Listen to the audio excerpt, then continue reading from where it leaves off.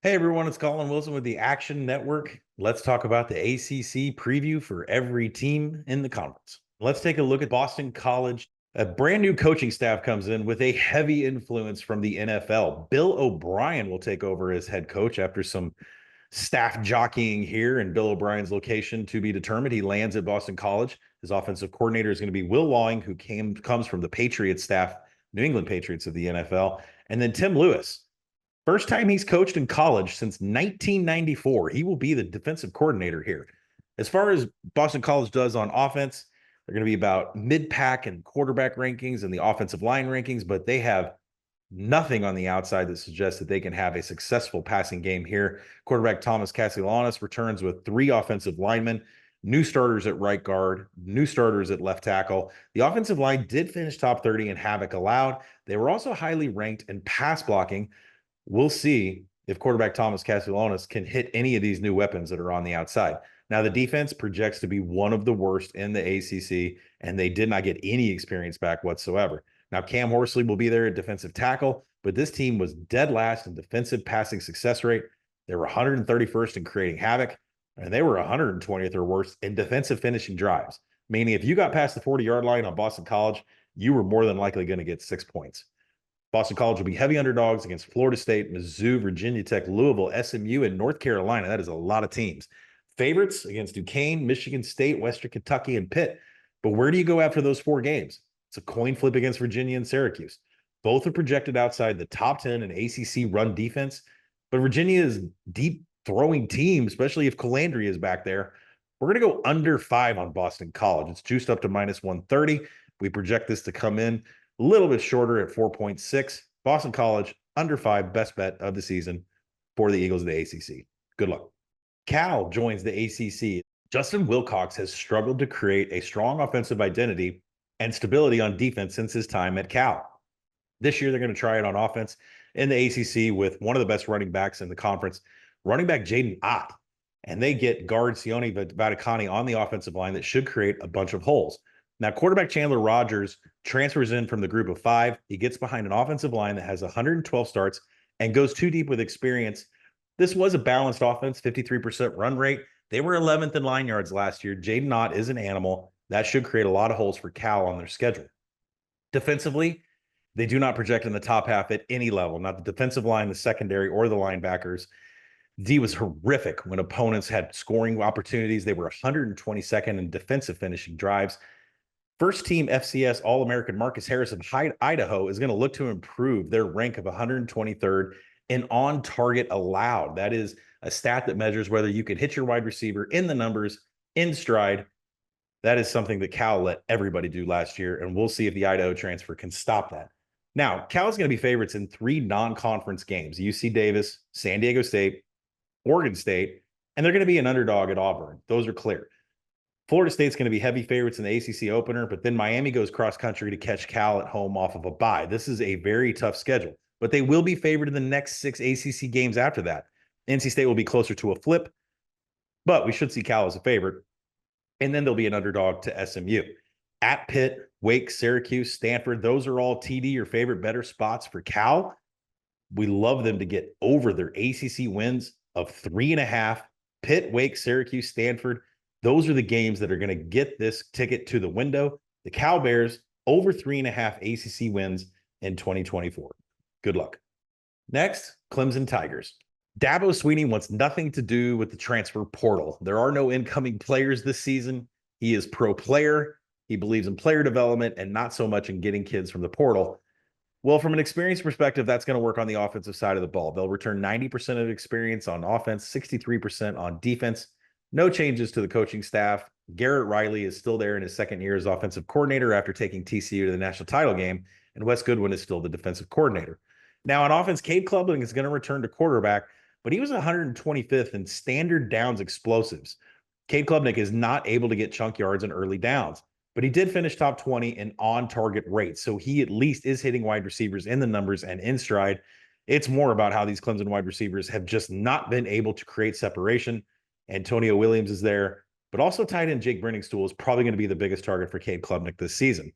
Defensively, it's Clemson. They're the best in the ACC. Linebacker Barrett Carter leads them, along with edge Peter Woods and edge TJ Parker. They're projected to lose to Georgia by 2 touchdowns, which is kind of crazy because then you consider Clemson as double-digit favorites in 8 games. They're going to be a short TD or less favorite against Louisville and then again against Virginia Tech on the road. So after the Georgia game, things really clear up for Clemson on this schedule. There's no Miami here, which gives them a pretty good pass into the ACC title game. And the opener against NC State in the ACC play, that's off a bye week for Clemson. So some very favorable spots here. FSU is projected -6 on October 5th, a game that should be an absolute war. But Clemson is +190 for the playoff, and they're only +120 to make it to the ACC title game. I think the best bet here is an inflated number on Clemson to win the ACC at +390. +120 to make the game and only +390 to win it. I like those odds better than the playoff, better than the appearance. Look for them to take advantage of a schedule that does not have Miami, has a ton of double-digit favorite spots, 8 of them. Look for Clemson to make the championship game, to win the championship game. And if you want to hedge that, FSU should not be favored by any more than -250 in their potential title game. That +390 is a beautiful number for Clemson to win the ACC. Next, Duke. This is going to be a complete rebuild for Manny Diaz here, the new head coach. He brings in Jonathan Brewer as his offensive coordinator and Jonathan Patke as his defensive coordinator, but they are mid FBS level and experience per transfer portal activity and returning production are TARP factor, 56% on offense, 51% on defense. This is going to be tough. This offensive line should be the worst in the ACC. That's not good for transferring quarterback Malik Murphy, who just could not get any playing time at Texas over the last couple of seasons. Now, he does have a weapon in wide receiver Jordan Moore, who was second-team All-ACC last year, but this offensive line has 37 career starts. This is going to be tough for the new offensive coordinator, Jonathan Brewer. Now, on defense, the defensive line projects to be close to the bottom of the ACC, while the linebackers and the defensive backs are more towards the middle. Trey Freeman is the guy to watch. On defense, he should be lining up in the middle at linebacker. Now, the wins on this schedule for Duke are going to be Elon, UConn, and Middle Tennessee. But the question is where are we going from there? Duke is going to be a dog in every ACC game, except maybe a coin flip against Wake Forest at the end of the year. Now, Georgia Tech will be -6 off of a bye. UNC is going to be -7. Those are the upsets, the only ones that Duke has a possibility to win to get to 3 ACC wins. We're going to turn to a conference win total for the Blue Devils. We're going to say under 2.5 ACC wins. That is listed at -130. Good luck. Next, Florida State Seminoles. Absolute heartbreak for Mike Norvell not making the college football playoff, but he does get 91% of his offense back and 72% of his defense back. Offensive coordinator Alex Atkins returns here, turning into one of the best coordinators in the nation. They are going to have the best offensive line in all of the ACC, led by tackle Darius Washington and center Maurice Smith.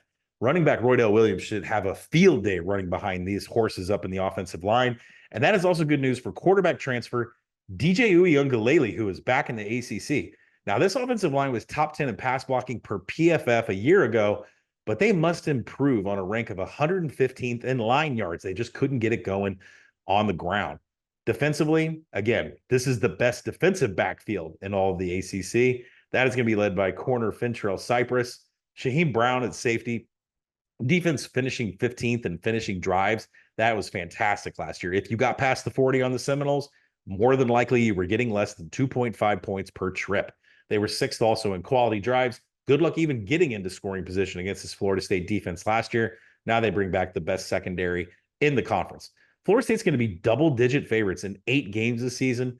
They'll have short favorite odds over Clemson at home, but there are 3 other scheduling spots that just are not good for Florida State here. The 3 of them include SMU. They're going to be short favorites at home.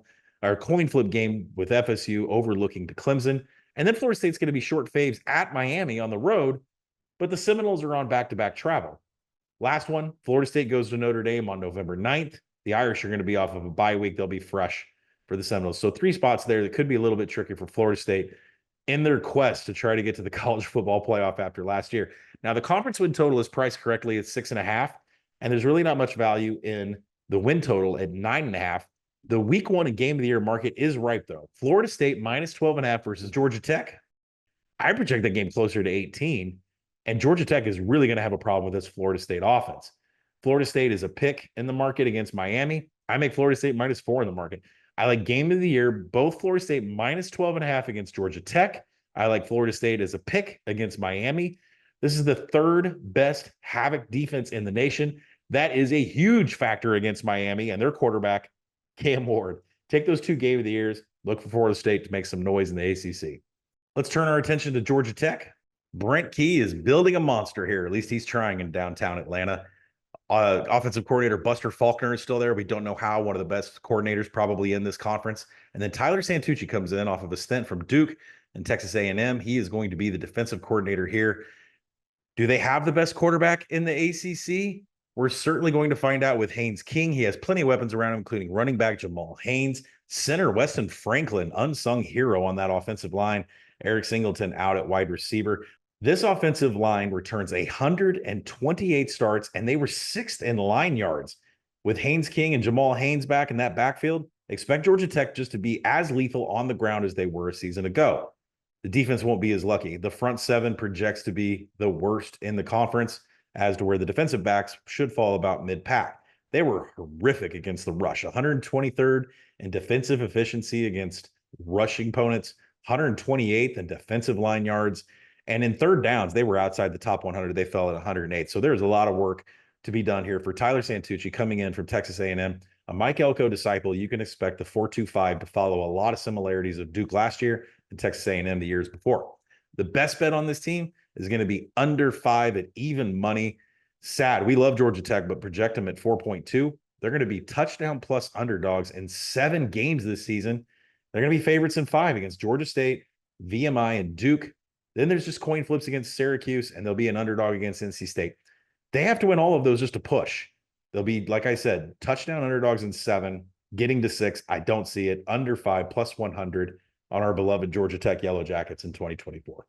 Here is our team preview for the Louisville Cardinals. Jeff Brom had a magnificent first season at Louisville at his return. Now they get a lot of pieces back on defense. 87% returns to the defense to Mark Hagan and Ron English as the co-defensive coordinators. But Brom and his brother Brian Brom, the offensive coordinator, only gets 62% back on offense. That includes a change at quarterback. Quarterback Tyler Shug comes in. A long history in college football. All of it points to injury every single season. We'll see if he can stay healthy all the way to the Kentucky game at the end. Now, the defense is still projected to be one of the best in the ACC. That is led by edge Ashton Gillety and corner Quincy Riley. Louisville will have 7 games as a double-digit favorite. They're going to be a TD plus underdog to Notre Dame, though. So there is at least 7 games as a win, 1 as a certain loss. Tough games against SMU and Miami on the schedule. And then they're going to have a short underdog spot to Clemson. By the way, Clemson will be off a bye, and Louisville will be on back-to-back road travel. Not a good look for the Cardinals here taking on the Tigers. And, of course, as it is every year, the game against Kentucky to end the season will be a coin flip, and you can easily get out of any win total for both sides for Kentucky and Louisville. But our best bet is going to be over 8.5 here, plus 115. We also like over 5.5 ACC wins here. The hedge spot for both of these bets comes November 30th against Kentucky. That's the best bet for Louisville in 2024. Next, Miami Hurricanes. Mario Cristobal has everything that he needs from the transfer portal. Those wallets got opened up. The spending is happening, and Miami is ready to have probably the most loaded roster they've had in a number of decades. Potentially the best quarterback wide receiver combination in the conference. Quarterback Cam Ward comes in from Washington State. And oh yeah, by the way, at running back Damian Martinez, who dominated opponents while he ran for Oregon State in years past. Wide receiver Xavier Restrepo is still there. Wide receiver Jacoby George. This is an explosive elite offense. Question is, can Cam Ward keep from having so many turnover-worthy plays, so many fumbles, and so many interceptions that he had while he was at Washington State? These offensive pieces must improve for the Hurricanes. They were 110th in creating broken tackles last year. They were not very good in one-on-one situations. Defensively, this is the best defensive line in the ACC. Defensive tackle Simon Barrow comes in. Edge Ruben Bain is also there to create the most pressures of any defensive line in the ACC this year. The secondary finished 5th in on-target allowed rate last year. That is a number that we expect to repeat itself. And the defense was 4th in run stuff when it comes to the front 7. Now, on the schedule, there's coin flips early against Florida. That is a great game for the Gators if you can get 3. Louisville is going to be a coin flip, but, both those games are on the road. There'll be a short underdog at home to Florida State. They have a tricky spot the following week against Georgia Tech. Could be a little bit of hangover. And Cal will also be off a bye week when Miami goes to Berkeley on October 5th. 8 spots will see Miami as a double-digit favorite on this schedule. The Louisville and Florida State games will determine if Miami makes the ACC championship game. Neither Louisville or Florida State have quarterbacks in Tyler Shook and DJ Uiagalelei that can challenge the secondary of this Miami Hurricanes defense. The schedule is probably too soft. 8 spots is a double-digit favorite. There is a lot of chances for Miami here to make the ACC championship game. We will take that number 2-1 odds on Miami to make an appearance in the ACC championship game. The hedge spot obviously is against Florida State on November 2nd. It's currently lined at a pick in the game of the year market. So complement your plus 200 with Miami making the ACC with a hedge on Florida State at November 2nd. Good luck. Next, NC State. Dave Doeren is going to try to get it done with a transfer quarterback that has dominated the group of 5 for a number of years. Now, even though NC State's experience numbers fall well below the mid FBS number, about 50% on offense and 57% on defense, the team is still potent. The quarterback is now Grayson McCall, one of our favorites from Coastal Carolina. He's going to get wide receiver Kevin Concepcion.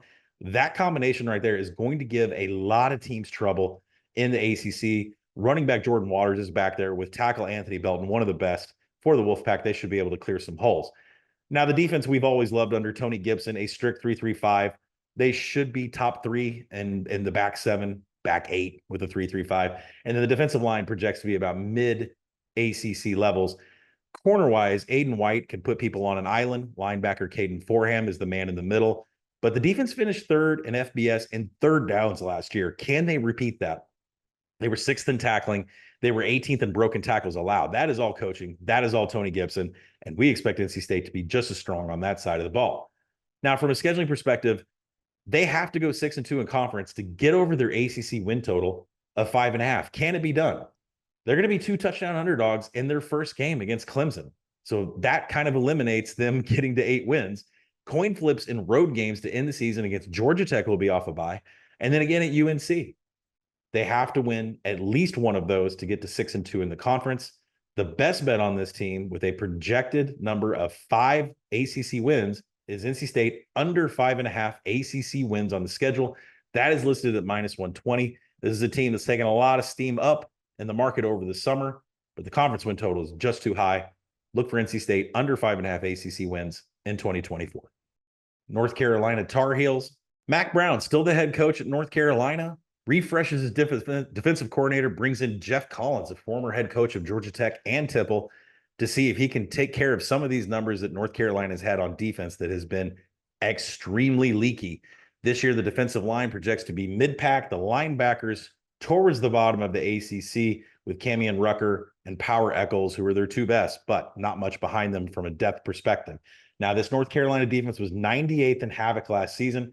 They were 115th in defensive passing down success rate. They were giving 2nd and long and 3rd and long away to anybody. Now, offensively, this is the best running back in the ACC with Omarion Hampton coming back for this season. He's going to have quarterback Max Johnson under center, who is no stranger to crowded pockets after playing at Texas A&M and LSU in the past. He now has a new center from Georgia in Austin Blaskey. And only right guard Willie Lampkin returns to the line. So there are some projects all over this offensive line for North Carolina. But like I said, Max Johnson is no stranger to a crowded pocket. That's all he saw during his time in the SEC. Now, from a scheduling perspective, North Carolina is going to be favored in their first 8 games. 10 overall games they should be favored. 2 coin flips, a big underdog spot against Florida State here. The offensive line should not have issues with Minnesota defensive line in the opener. I like them to win that opening game, but can they go 5-3 in the conference? They're a touchdown plus favorite against Duke, Pitt, Georgia Tech, and then off a bye at Virginia, Wake, and BC. That is a lot of TD plus favorite games. Like I said, NC State will be a coin flip, and Florida State's going to be a loss. That means there's 7 potential wins on this schedule, 6 favorite spots of a TD or more. I love ACC win total over 4.5 for North Carolina here, listed at -115, potentially when they have 6 games as a TD plus favorite in the conference. Over 4.5 ACC wins for North Carolina in 2024. Next, Pittsburgh. Pat Narduzzi has a defensive problem on his hands, which he's never had before. Only 28% of experience returns on the defensive side.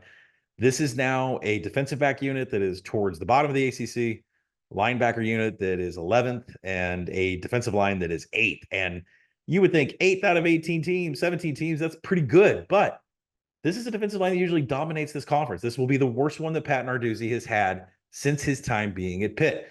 They finished well in stopping the run from an efficiency perspective last year. They were 32nd in success rate, but they were also 120th in allowing ground explosives. We don't see that changing here. There is a new defensive line. They have portal players coming in from Nebraska, Kansas State at both the edge positions. Both interior players were in reserve roles 2 years ago and just did not flash any metrics that say this Pitt defensive line can get it turned around. Now, over on the offensive side, there's no unit here that's expecting to be top 10 in the ACC. Quarterback Nate Yarnell is there. Eli Holstein from Alabama comes in after sitting a year. So there is some quarterback depth. From a recruiting perspective, they've got some talent, but we have not seen it on the field yet. Pitt was dead last in quality drives last year. That is a metric to see if you were getting into scoring position. Do you have a certain number of plays, your yards per play? No quality drives here whatsoever for Pitt. There is a new offensive coordinator, Cade Bell, who comes in from Western Carolina, should be a good bump for the offense. Wide receiver Kanata Mumpfield is there. And then tackle Branson Taylor is the guy to know on the offensive line. But this will be a struggle to find points. Despite the problems on both sides of the ball, Pitt should blow out Kent State and Youngstown State. They're going to be in a coin flip game against Syracuse and Virginia, but both of those teams are come off of a bye week. We're going to look at TD plus underdogs for Pitt in 7 games this season. Very un-Narduzzi-like, especially with a very inexperienced defensive line. Pitt under 5.5, minus 120 in the market. We will take that as the best bet on the Panthers in 2024. Next, SMU Mustangs. Is this the best quarterback wide receiver combination in the ACC already? We'll find out with quarterback Preston Stone coming in. He has a laundry list of weapons on the outside, including running back Jalen Knighton in the backfield. A couple of fresh faces come in from Miami of Oklahoma in the offensive line. Particularly Justin Osborne is going to be there. And don't forget tight end RJ Maryland, maybe one of the best in the ACC. Now, SMU was the 7th best team in the nation last year in terms of running back distance before first touch. We expect the offensive line trench to continue this domination for Jalen Knighton, who should have a big season.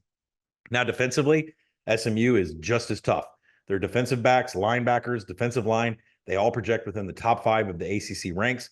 Linebacker Kobe Wilson is the name you need to know, along with edge Elijah Roberts. They were top 5 in defensive passing success rate, pass rush, and quality drives. This SMU team put up magnificent numbers last year. We expect that to continue here with the bump to the ACC. Now, they're going to be double digits favorites in 9 games. They're going to be only a TD favorite against Cal, a short underdog against Florida State.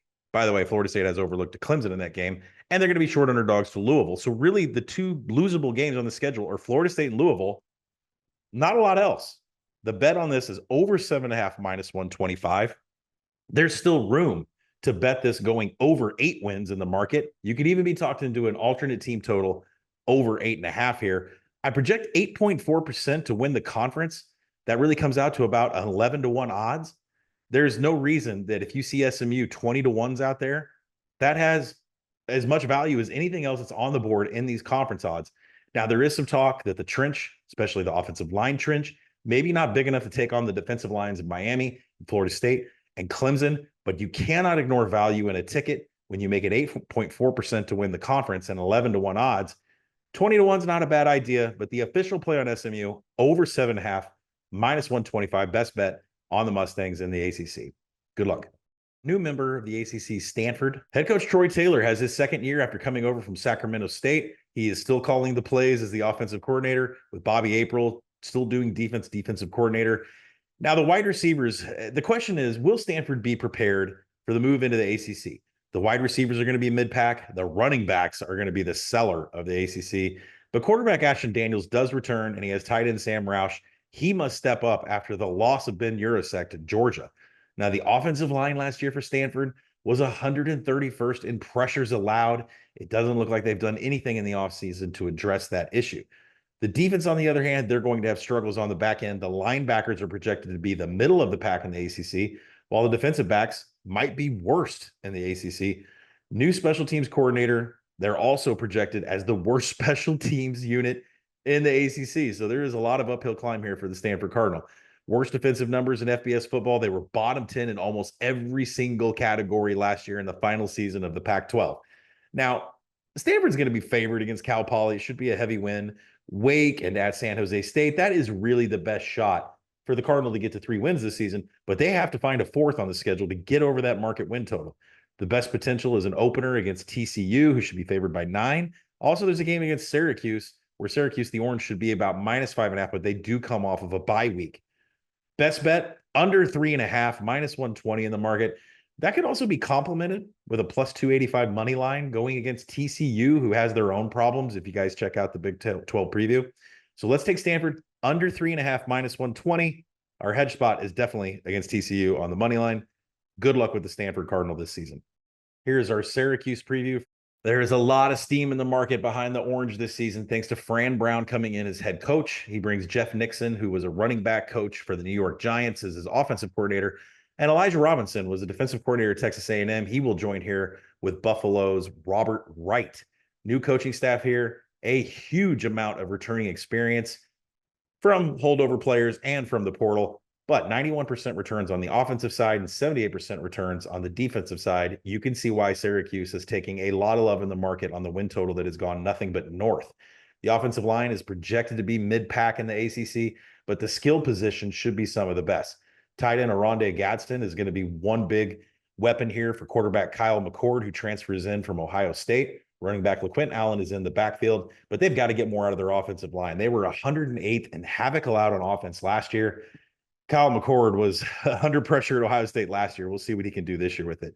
Now, the defense projects outside the top 10 of all teams in the ACC. Linebacker Marlo Wax they're probably their best player, along with Justin Barron also in the linebacker unit. And the defense provided no pass rush whatsoever last year. They were 124th in pass rush. That has to improve this year for the Orange. Now, they have 5 spreads, all within 6 points, ±6 points. That's going to be like Georgia Tech, Stanford, who will be off a bye, UNLV, at Pitt, who's off a bye, at BC, who's off a bye. Almost everyone where they have a coin flip ±6 spread is coming off fresh off a bye week to play the Syracuse. There's a low probability of them winning against NC State, Virginia Tech, Miami. After all is said and done, they've got to win 8 of the remaining 9 games outside of those 3 games just to get over this win total that's now at 7. There's been a lot of heavy movement in this win total up to 7, and it hasn't stopped. Best bet, with a projection of 6.2 wins and a bowl season for Syracuse, is to go under this number of 7. The juice is at +100. Good luck with Syracuse and the under this season. Here's a Virginia preview. Tony Elliott, another year at head coach. He will get a ton of experience back on the offensive side. The defensive side, not as lucky. Starting with the offense, Des Kitchings will be calling the plays. The running backs should be the worst in the ACC, while the wide receivers are probably going to be where the juice is. That is led by Malachi Fields. But in the backfield is Kobe Pace, running back who transfers in from Clemson. We'll see if he can get any explosiveness or any of the yards after contact that he tried to produce at Clemson, if he can bring it to Virginia. Now, there is going to be a quarterback battle. Tony Muskett is expected to be the starter, but Anthony Calandria is back there. Second string, first string. We're definitely going to see him under center at some point this year. All he does is throw 50-yard passes. Maybe not very successful, but almost every completion was a deep ball pass. The offense was dead last year in creating broken tackles. Sadly, there's nothing in running back Kobe Pace's numbers that says he's going to be able to change that. Defensively, they won't be top 10 at any unit, not from the defensive line, the linebacker, or the secondary. This Virginia defense is going to struggle. Now, safety Jonas Sanker is first-team All-ACC, and linebacker Cam Robinson. Those are 2 names you need to know in the back 7 of this defense. But they were near dead last in producing a pass rush. They were outside the top 100 in defensive rush efficiency, havoc, and line yards. There's a lot of work to do here for Tony Elliott, who doesn't have any experience returning on the defensive side of the ball. Now, Virginia's going to be faves against Richmond and Coastal. After that, it gets a little bit rough. Small dog against Wake Forest, Maryland, Boston College, and Pitt. Then they're just going to be a heavy dog in the final 6 games on the schedule. They essentially have to win every single game that's either a favorite or they're a small underdog. Under 4.5, -120 is the play on the Virginia Cavaliers. Tony Elliott could be in trouble at the end of this season. Good luck on your bets. Now let's turn our attention to Virginia Tech. Virginia Tech will bring back above mid-FBS levels and experience on both sides of the ball. 78% returns to the offense, 65% returns to the defense. Brent Pry is looking to up that win total and make some noise in the ACC this year. Starting with one of the best quarterbacks in the conference, Kyron Jones returns, and he gets wide receiver Daquan Felton, and his center Caden Moore is one of the best in the ACC. Now, the offense was 108th in third down conversions. If there's an area to improve, it's certainly here. Now, defensively, they're going to be top 6 in every unit, from the defensive line, linebacker, and defensive back. That's led by defensive tackle Aeneas Peebles and edge Antoine Powell-Ryland. Corner Dorian Strong and linebacker Kelly Lawson round out that wonderful Hokies defense that should absolutely be a player in the ACC this year. The schedule says they're going to be a TD favorite in 8 or more, and they're going to be short favorites against Rutgers, who's going to be off a bye week, and short favorites against Syracuse. 7 to 10 point underdog spots against Clemson and Miami look like the only losses on this Virginia Tech schedule. They have a short week of travel to Miami on a Friday after hosting Rutgers. That is certainly 2 tough spots for them. We are going to do a best bet of over 8 in the market. The floor on this team is 8 wins. The ceiling on this team is 10. There is no fading a team. There should be top 6 at every unit on both sides of the ball, offense and defense. We believe in Kyron Jones, and Brent Pry gets a lot of experience back as a head coach this year. Take Virginia Tech over 8 as the best bet on the Hokies. Good luck. Next, Wake Forest. Dave Clawson returns for another year to see if he can get this team, Demon Deacons, back into bowl season. Warren Ruggiero is still the offensive coordinator, and Brad Lambert has been a great defensive coordinator since moving over a couple of years ago from the G5. Now, offensively, the wide receivers are going to be the strength. Taylor Marin comes back in at wide receiver. They're going to have a quarterback, get it to him, and quarterback Hank Bachmeier steps in behind an offensive line that was 128th and havoc allowed. Now, Bachmeier comes in off of experience, a few years at Boise, at Louisiana Tech, and he is no stranger in getting behind an offensive line that absolutely cannot protect him. So nothing new here. The offensive line had heavy injuries last year. Plenty of names with experience, but no one really highly graded on this Wake Forest offensive line. Defensively, the D-backs are going to be a problem. The linebackers may be the best unit. Defensive end Jasheen Davis and linebacker Dylan Hazen are 2 of the best players in the front 7. But the defense was 120th in opponent pass EPA, and they were 124th in defensive passing success rate. That means teams were having no problems completing passes, and they were doing it for chunk yards. Near dead last and explosives and passing downs also. Third downs, second and long, teams were having their way with Wake Forest. Now, in the non-conference, there's just a big loss waiting for them against Ole Miss, and there's a big win waiting for them against NCAA. And then there'll be a coin flip against Louisiana, with Wake off of a bye week. That should be a victory there. They're going to be heavy underdogs in a lot of ACC play. NC State, Clemson, UNC, Miami. They're going to be shorter underdogs at home against Cal off a bye week. Could be a victory there. But of the 4 remaining games, they're all coin flips. Virginia, Stanford, Duke. There are 0 spots in the ACC where Wake is favored by a field goal or more. Crazy. Under 2.5 conference wins in the ACC for Wake Forest this season. That is juiced at -110. Under 2.5 ACC wins for the Demon Deacons. Good luck.